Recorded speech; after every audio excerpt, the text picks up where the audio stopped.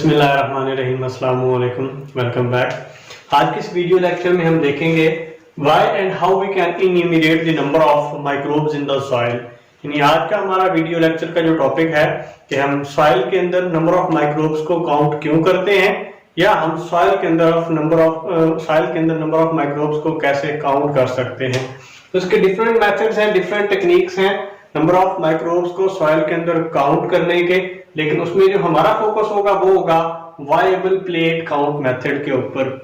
लेकिन इस viable plate count method की तरफ जाने से पहले हमारा कंसर्न है कि हम सॉइल के अंदर नंबर ऑफ माइक्रोब्स को काउंट क्यों करते हैं, how do we enumerate the number of microbes in the soil. तो इसके डिफरेंट पर्पसेस है। वाई का जो सबसे पहला आंसर है कि हम नंबर ऑफ माइक्रोब्स को सॉइल के अंदर काउंट क्यों करते हैं, सबसे पहले इसका आंसर ये है to determine the soil biological health. यानी किसी भी सॉइल की बायोलॉजिकल हेल्थ को अगर हम डिटरमाइन करना चाहें तो उस सॉइल की बायोलॉजिकल हेल्थ को डिटरमाइन करने के लिए हमें सबसे पहले ये पता होना चाहिए उस सॉइल के अंदर नंबर ऑफ माइक्रोब्स कितने हैं, या उसके अंदर बैक्टीरिया की कल्चर्स कितनी है, यीस्ट की कल्चर कितनी है, अल्जी कितना है। यानी सिंपली हम कह सकते हैं कि किसी भी सॉइल की हेल्थ को, बायोलॉजिकल हेल्थ को डिटरमाइन करने के लिए हमें पता होना चाहिए कि उसके अंदर नंबर ऑफ माइक्रोब्स कितने हैं। और इसमें हम देखते हैं, अगर सिर्फ बैक्टीरिया की एग्जांपल लें, बैक्टीरियल कल्चर्स की एग्जांपल लें, अगर एक सॉइल के अंदर less than 10 raised to the power 6 number of cultures of microbes पर ग्राम ऑफ द सॉइल, यानी किसी भी सॉइल का अगर हम 1 ग्राम लें और उस 1 ग्राम के अंदर जो माइक्रोब्स के कल्चर हैं उनके जो नंबर है वो 10 raised power to the 6 से कम हो, उस सॉइल को कहते हैं कि ये पुअर सॉइल है। और इसी तरह हम देखते हैं कि अगर एक सॉइल है, उस सॉइल के पर ग्राम में जो कल्चरल माइक्रोब्स हैं, कल्चरल बैक्टीरिया हैं, उनका नंबर अगर 10 raised power to the 6 से लेकर 10 raised to the power 8 है, हम उस सॉइल को कहते हैं वो सॉइल हेल्दी है। यानी हमने कहा कि हम क्यों काउंट करते हैं माइक्रोब्स को सॉइल के अंदर। इसका जो सबसे पहला आंसर है कि किसी भी सॉइल की बायोलॉजिकल हेल्थ को डिटरमाइन करने के लिए हमें पता होना चाहिए उसके अंदर नंबर ऑफ माइक्रोब्स कितने हैं। यानी बैक्टीरियल कल्चर या microbial culture in the soil ये डायरेक्टली प्रोपोर्शनल है टू द सॉइल हेल्थ। जितने ये नंबर ऑफ माइक्रोब्स ज्यादा होंगे उतनी सॉइल हेल्दी ज्यादा होगी। और उसमें हमने एक स्टैंडर्ड डिफाइन किया हुआ है। तो स्टैंडर्ड के मुताबिक अगर किसी सॉइल के अंदर बैक्टीरिया का जो नंबर है, माइक्रोब्स का जो कल्चर का नंबर है पर ग्राम ऑफ सॉइल, अगर वो 10 raised power to the 6 से 10 raised power 8 तक हो, हम कहते हैं कि वो सॉइल हेल्दी है। इसके अलावा सेकंड पॉइंट क्या है, हम इन माइक्रोब्स को क्यों काउंट करते हैं। सेकंड पॉइंट है to assess the impact of organic and inorganic amendment, या to assess the impact of pollutant like pesticide या हैवी मेटल। यानी सॉइल के अंदर हम ऑर्गेनिक मटेरियल को ऐड करें, इनऑर्गेनिक मटेरियल को ऐड करें, या इसके अलावा सॉइल के अंदर जो पोल्यूटेंट्स ऐड हो रहे हैं लाइक पेस्टिसाइड्स ऐड हो रहे हैं या हैवी मेटल्स ऐड हो रहे हैं, इसका सॉइल की हेल्थ के ऊपर क्या इंपैक्ट है। इस चीज का अंदाजा लगाने के लिए हम क्या करते हैं, जो सॉइल के अंदर नंबर ऑफ माइक्रोब्स है उसे हम काउंट करते हैं। तो इस एक और पॉइंट है, ये जो सॉइल के अंदर माइक्रोब्स का नंबर है, ये इसका क्या रिलेशनशिप है सॉइल की हेल्थ के साथ, यानी how microbial population relate with the soil health. हमने कहा था कि जितने नंबर ऑफ माइक्रोब्स ज्यादा है उतनी सॉइल की बायोलॉजिकल हेल्थ ज्यादा है। इसका आखिर यानी बैक्टीरिया का, माइक्रोब्स की पॉपुलेशन का, कल्चर्स का सॉइल की हेल्थ के साथ क्या रिलेशनशिप है। तो इसमें हम देखते हैं कि फॉर एग्जांपल एक सॉइल है, उस सॉइल के अंदर जो पॉपुलेशन है माइक्रोब्स की वो कम है, यानी किसी सॉइल के अंदर जो माइक्रोब्स की पॉपुलेशन या माइक्रोब्स की कल्चर कम है, उन कल्चर्स के कम होने का मतलब है उस सॉइल के अंदर जो ऑर्गेनिक मैटर है वो कम है, क्योंकि माइक्रोब्स को ग्रो करने के लिए सोर्स ऑफ कार्बन के तौर पे ऑर्गेनिक मैटर की जरूरत है। इसके अलावा उन्हें मिनरल न्यूट्रिएंट्स की जरूरत है। यानी अगर सॉइल के अंदर ऑर्गेनिक मैटर कम है, सॉइल के अंदर मिनरल न्यूट्रिएंट्स कम है, यानी ये चीजें जब कम होंगी माइक्रोब्स का नंबर डेफिनेटली कम होगा। या हो सकता है उस सॉइल के अंदर कुछ इनफेवरेबल एनवायरनमेंट है, इनफेवरेबल चीजें हैं। अनफेवरेबल चीजों में क्या है, हो सकता है कि उस सॉइल की पीएच कम या ज्यादा है, हो सकता है उसकी उसमें सैलिनिटी का लेवल ज्यादा है, या हो सकता है उसमें पोल्यूटेंट्स ऐड हो रहे हैं। यानी हमने पहले देखा कि हम सॉइल के अंदर माइक्रोब्स को क्यों काउंट करते हैं, फिर हमने देखा कि माइक्रोब्स का और सॉइल की हेल्थ का रिलेशनशिप क्या है। तो हमने इससे अगर सादा से लफ्जों में कहें कि अगर एक सॉइल को हम देखते हैं, सॉइल के अंदर माइक्रोब्स कम है, माइक्रोब्स के कम होने का मतलब माइक्रोब्स को सोर्स ऑफ कार्बन या सोर्स ऑफ एनर्जी के तौर पे ऑर्गेनिक मैटर चाहिए, ऑर्गेनिक मैटर चाहिए, साथ मिनरल न्यूट्रिएंट्स चाहिए। अगर वहां पे माइक्रोब्स कम है तो हम ये कहेंगे वहां पे ऑर्गेनिक मैटर कम है, वहां पे मिनरल न्यूट्रिएंट्स कम है, या इसके अलावा वहां पे कोई और अनफेवरेबल फैक्टर है, लाइक वहां पे जो पीएच है वो कम या ज्यादा है, सैलिनिटी का लेवल उनके जो उनकी बेयरेंस है, ये जो वो बेयर कर सकते हैं, उनका टॉलरेंस लेवल है उससे कम या ज्यादा है, या हो सकता है कुछ सॉइल के अंदर पोल्यूटेंट्स ऐड हो रहे हैं। ये तो था, हमने देखा आंसर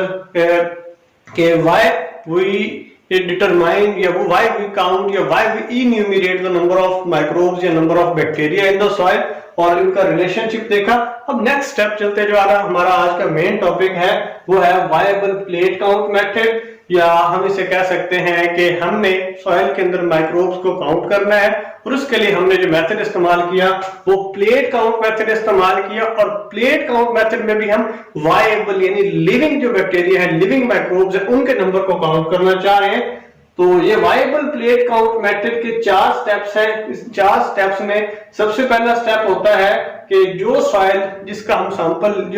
सैंपल लिया या जिसमें से हम माइक्रोब्स या बैक्टीरिया के नंबर को काउंट करना चाह रहे हैं, हम उसका क्या करते हैं, सॉल्यूशन प्रिपेयर करते हैं या डाइल्यूशन प्रिपेयर करते हैं। यानी सबसे पहला स्टेप है वायबल प्लेट काउंट मेथड का कि preparation of the soil dilution, या इसी का दूसरा नाम होता है सीरियल डाइल्यूशन।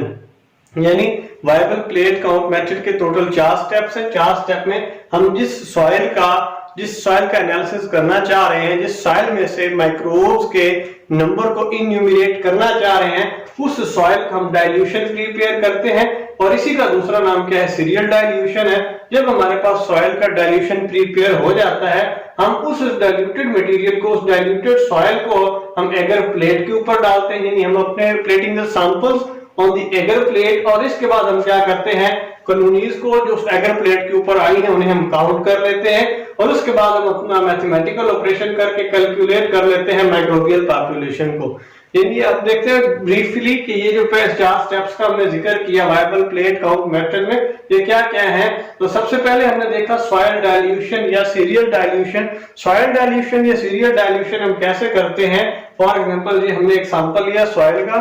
तो ये जो सॉइल है इसका हमने 1 ग्राम लिया और 1 ग्राम सॉइल को हमने, हमारे पास फ्लास्क है, इस फ्लास्क के अंदर हमने 99 ml सलाइन वाटर लिया और ये जो सलाइन वाटर है, इस सलाइन वाटर के अंदर 0.8% NaCl होता है। यानी हमने सबसे पहला स्टेप देखना है वायबल प्लेट काउंट मेथड का, सॉइल डाइल्यूशन प्रिपेयर करना है या सीरियल डाइल्यूशन प्रिपेयर करना है। तो ये जो सीरियल डाइल्यूशन प्रिपेयर करने के लिए सबसे पहले हमारे पास सॉइल सैंपल है, और सॉइल सैंपल कितना हमने लिया उसमें से सिर्फ हम 1 ग्राम सॉइल को ले रहे हैं। उस 1 ग्राम के अंदर हम देखते हैं कि नंबर ऑफ माइक्रोब्स कितने हैं। हमने ये फ्लास्क के अंदर 99 ml सलाइन वाटर लिया। सलाइन वाटर कौन सा सलाइन था, उसमें कौन सा साल्ट था, उसके अंदर 0.85% NaCl मौजूद था। 0.85% NaCl का मतलब है ये जो माइक्रोबियल कॉलोनी है उसका जो टॉलरेंस लेवल है साल्ट का वो कितना है, 0.85%। अगर NaCl प्रेजेंट हो वहां तक उसके लिए बेरेबल है, टॉलरेट कर सकता है वो। और ये जो था हमारे पास 1 ग्राम था, 1 ग्राम को जब हमने 99 ml सैलाइन वाटर के अंदर डाला है, हमारे पास जो टोटल सोल्यूशन बन गया वो राउंड अबाउट 100 ml बन चुका है। 100 ml का मतलब ये जो सॉइल का सैंपल था ये अब पहले से 10⁻⁻² टाइम्स डाइल्यूट हो चुका है। यानी 1 ग्राम लिया था, 1 ग्राम को हम उसका 100 ml सोल्यूशन बना रहे हैं, यानी उसका 100 टाइम्स से डाइल्यूट कर रहे हैं। और उसका जो यानी इसका हमने लिखा पावर में 10⁻⁻², ये उसका डाइल्यूशन टाइम्स है, कितने टाइम्स हमने डाइल्यूट किया। अब जब हमने पहले 1 ग्राम सॉइल ली थी, 99 ml सैलाइन वाटर लिया था, इससे हमने हमारा जो सोल्यूशन था, हमने वो जो डाइल्यूशन प्रिपेयर किया वो 10⁻⁻² टाइम्स डाइल्यूटेड था। और ये जो हमारे पास हम सॉइल का सोल्यूशन या डाइल्यूशन प्रिपेयर कर रहे हैं हैं इसको हम ज्यादा से ज्यादा डाइल्यूट इसलिए करते हैं कि 1 ग्राम के अंदर जो नंबर ऑफ माइक्रोब्स है वो काफी ज्यादा होते हैं, उसे हम काउंट नहीं कर सकते। तो उसे हम काउंट करने के लिए कोशिश करते हैं हम उसे डाइल्यूट से डाइल्यूट करते जाए। जितना ज्यादा हम डाइल्यूट करेंगे उतने नंबर ऑफ माइक्रोब्स कम से कम हमारे पास आते जाएंगे और उतना हमारे लिए उसे काउंट करना आसान होगा। और हमने जो फर्स्ट स्टेप में किया कि 1 ग्राम सॉइल ली, उसके अंदर 99 ml सलाइन वाटर लिया और हमारे पास जो सोल्यूशन डाइल्यूशन बना वो हमारे पास जो सोल्यूशन बना वो तकरीबन 100 ml का सोल्यूशन है और ये 100 ग्राम से कितने टाइम्स 10 रेज़ पावर -2 टाइम्स ये डाइल्यूट हो चुका है। हम इसे मजीद डाइल्यूट करने के लिए पहले हमने सॉइल और इस वाटर को अच्छी तरह से मिक्स कर लिया। Shake well about 30 minutes. जब हमने 30 मिनट्स तक इसे अच्छी तरह से हिलाते हुए मिक्स कर लिया, अब इसमें से हमने 1 ml का सोल्यूशन लिया और हमने टेस्ट ट्यूब के अंदर हमारे पास ये जो माइक्रोबियल डाइल्यूशन था जो 10 रेज़ पावर -2 टाइम्स डाइल्यूटेड था, अगेन उसके अंदर हमने 99 ml उसमें हमने अगेन 9 ml सलाइन वाटर डाला और ये जो सलाइन वाटर हम जितना भी इन टेस्ट ट्यूब्स में लेंगे वो सारे का सारा NaCl क्या होगा, वो जो सलाइन वाटर होगा वो 0.8% उसके अंदर NaCl मौजूद होगा। तो अब हमने क्या किया, फर्स्ट स्टेप में हमने 1 ग्राम सॉइल ली, 1 ग्राम सॉइल को 99 ml सलाइन वाटर में डाला। 99 ml में जब हमने डाला हमारे पास टोटल सोल्यूशन 100 ml बन गया और 100 ml का मतलब ये था कि वो पहले से 10 रेज़ पावर -2 टाइम्स डाइल्यूट हो चुका था। अब हमने ये जो हमारा सोल्यूशन प्रिपेयर हुआ इसमें से अगेन 1 ml लिया और इस 1 ml को हमने 9 ml सलाइन वाटर में डाला। ये जब हमने अगेन 9 ml सलाइन वाटर में डाला हमारे पास टोटल सोल्यूशन आ गया 10 ml का और ये जो 10 ml अगेन हमने डाला बन गया हमारे पास ये पहले से 1 मोर टाइम, यानी पहले वाला हमारे पास 10 रेज़ पावर -2 टाइम्स डाइल्यूटेड था, जब हम यहाँ पे लेके आए ये हमारे पास 10 रेज़ पावर -3 टाइम्स डाइल्यूटेड था। अब ये जो 10 rays power -3 times diluted sample था इसमें से हमने 1 ml लिया, इसको नेक्स्ट वाले फ्लास्क में नेक्स्ट वाले टेस्ट ट्यूब में डालते हैं और उस टेस्ट ट्यूब में ऑलरेडी 9 ml सलाइन वाटर मौजूद है और अब ये पहले से अगेन 1 मोर टाइम, यानी पिछला जो सैंपल था वो 10 रेज़ पावर -3 टाइम्स डाइल्यूटेड था, ये 10 रेज़ पावर -4 टाइम डाइल्यूटेड है। इसी तरह इसमें से हमने अगेन 1 ml लिया, उस 1 ml को नेक्स्ट हमने टेस्ट ट्यूब में डाला, उस टेस्ट ट्यूब में अगेन 9 ml सलाइन वाटर मौजूद था और ये पिछले से 1 मोर टाइम, ये 10 रेज़ पावर -4 टाइम्स था, ये 10 रेज़ पावर -5 टाइम्स और इसी तरह चलते चलते हमने 10 रेज़ पावर -7 टाइम तक हमने उसका डाइल्यूटेड सोल्यूशन प्रिपेयर कर लिया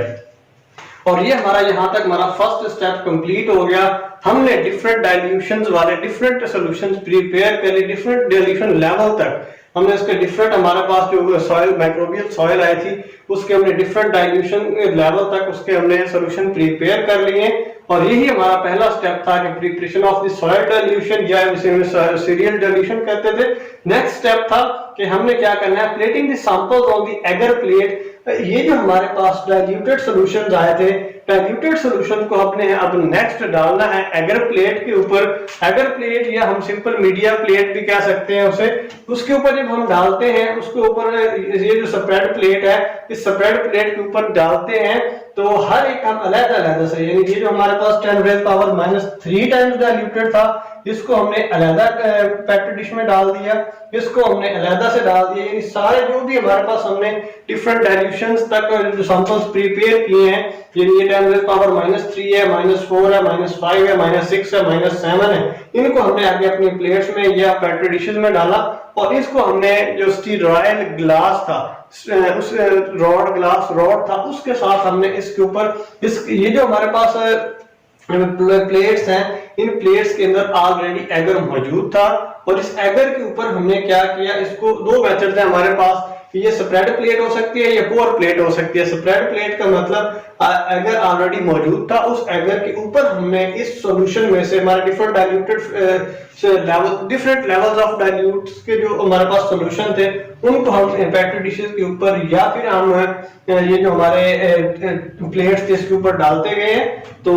ये जो स्प्रेड प्लेट थी इसमें हमने 10 रेज़ पावर -3 टाइम्स वाला, इसमें -4, इसमें से -5, -6 और -7 वाले और इन सब का 1 ml हमने डाला और ये जो हमने कहा कि ये जो स्प्रेड प्लेट्स हैं दो किस्म की, एक स्प्रेड प्लेट है, दूसरी पोर प्लेट है। स्प्रेड प्लेट में और पोर प्लेट में फर्क ये है कि इसके ऊपर इसमें ऑलरेडी अगर मौजूद होता है ऊपर हम माइक्रोब्स का सोल्यूशन डालते हैं और उसे स्टीराइड ग्लास के साथ हम उसे स्प्रेड कर देते हैं प्लेट के ऊपर। जबकि जो पोर प्लेट होता है, पोर प्लेट में हम क्या करते हैं, पहले हम वो माइक्रोबियल सोल्यूशन डाल देते हैं और माइक्रोबियल सोल्यूशन के बाद हम उसके ऊपर एगर को डालते हैं और एगर डालने के बाद उसे हम स्विंग करते हैं, यानी उसके बाद हम उसके ऊपर वो एगर डालते हैं। इसमें एगर स्प्रेड प्लेट में एगर पहले था ऊपर माइक्रोब्स, जबकि पोर प्लेट में पहले माइक्रोब्स और माइक्रोब्स के ऊपर हम माइक्रोब्स के ऊपर हम एगर को डालते हैं और ये हमने उसे स्प्रेड कर लिया अपने वो प्लेट्स के ऊपर और इसके बाद हम उसको 72 आवर्स के लिए इंक्यूबेट करते हैं। 72 आवर्स के बाद इंक्यूबेट करने के बाद हम करते हैं काउंट, किस चीज को, counting of the colonies on the agar plate. एक और पॉइंट कि ये जो नंबर ऑफ माइक्रोब्स को हम काउंट करते हैं या नंबर ऑफ बैक्टीरिया को हम काउंट करते हैं, इनकी जो काउंट है वो CFU में होती है, कॉलोनी फॉर्मिंग यूनिट्स की सूरत में होती है। कॉलोनी फॉर्मिंग यूनिट्स यानी ये जो हमारे पास माइक्रोब्स थे वो कितनी कॉलोनियां बना रहे हैं या कितनी कॉलोनियां बनाने वाले उसके अंदर नंबर है, ये कितने यूनिट्स मौजूद हैं, CFU हैं। अब ये जो हमने प्लेट ली, चाहे हमने स्प्रेड प्लेट ली चाहे हमने पुअर प्लेट ली, इस स्प्रेड प्लेट में या पुअर प्लेट के अंदर हम नंबर ऑफ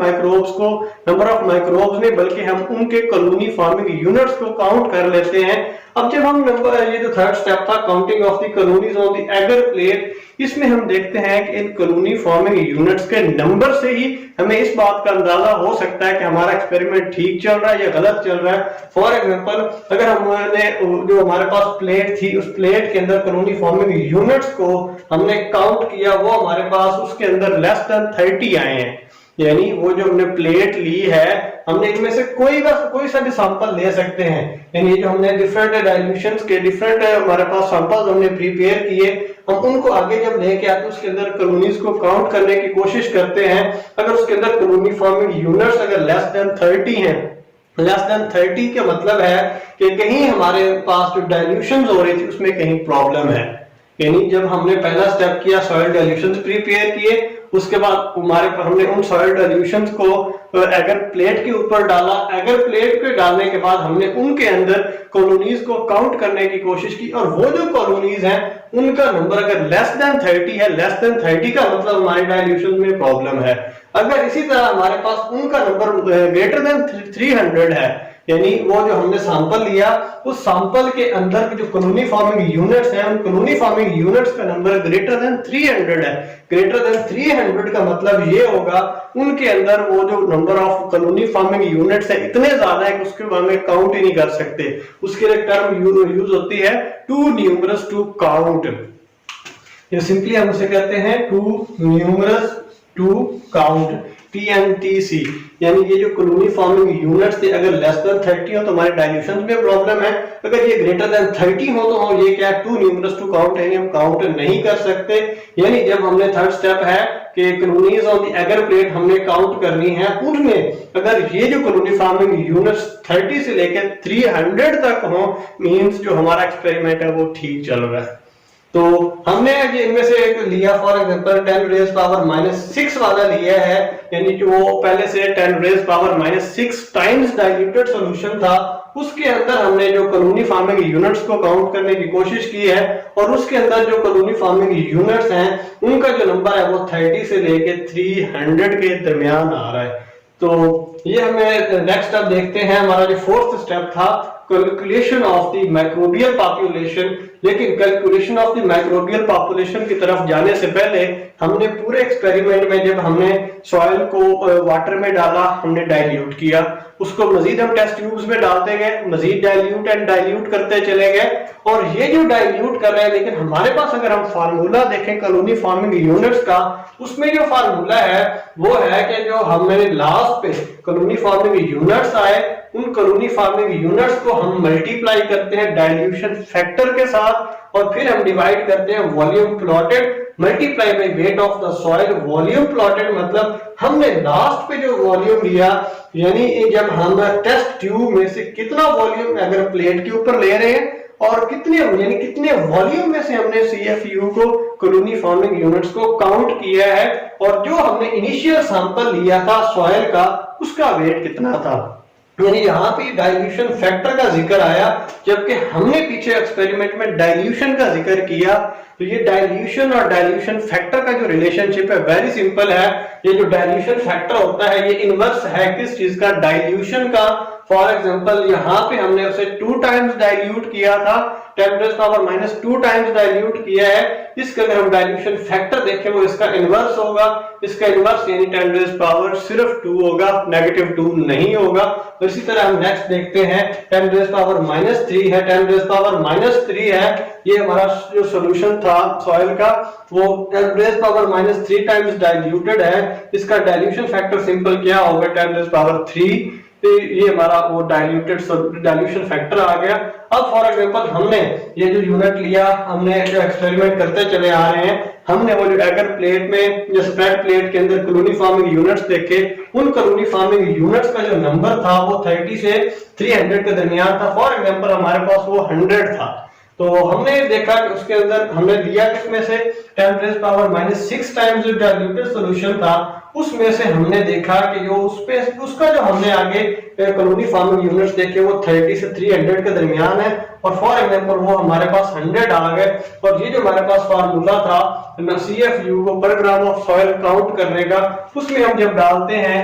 फार्मूला क्या है, colony forming units multiply by dilution factor divided by volume plotted multiply by weight of the soil. CFU यानी एगर प्लेट में, यूपोर प्लेट में, स्प्रेड प्लेट में जो हमारे पास कॉलोनी फॉर्मिंग यूनिट्स का नंबर आया वो, उसके बाद हमारा डाइल्यूशन फैक्टर कि हमने कितने टाइम्स डाइल्यूटेड सॉल्यूशन में से वो ले रहे हैं कॉलोनी फॉर्मिंग यूनिट्स को, इसके अलावा वो जो एगर प्लेट में से हमने कितने वॉल्यूम में से उनको काउंट किया था, और इनिशियली हमने वेट ऑफ सॉइल कितना लिया था। तो हमने देखा कि 100 था हमारे पास CFU, और हमारे पास वो किस सॉल्यूशन में था, उसका डाइल्यूशन फैक्टर 10⁻⁶ था, और इसी तरह जो वॉल्यूम प्लॉटेड था वो 1 ml था, और वेट ऑफ सॉइल 1 ग्राम था। इससे हमने देखा कि जब नंबर ऑफ CFU हमने काउंट किए वो आ गया तकरीबन 10 मल्टीप्लाई बाय 10⁻⁷,